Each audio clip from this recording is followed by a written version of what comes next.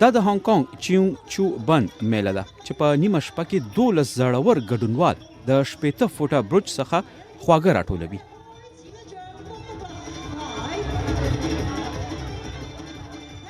په دې کې هغه څوک چې د برج په سر خواږه راټول کړي نو هغه د کورنۍ لپاره خوشبخته ګڼل کیږي.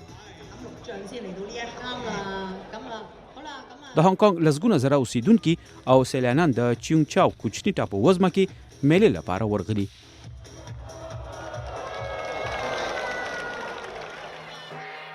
دا میله 2 ورځو پورې جاري وي.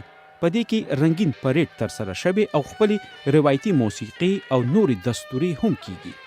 هانګ کانګ د 2022 تر نمای پورې د چین د کرونا وبا تر سختې پالیسۍ سار لاندې وو، خو د دې وروسته په دې کې په تدریجي ډول نرمي راوستل شوه.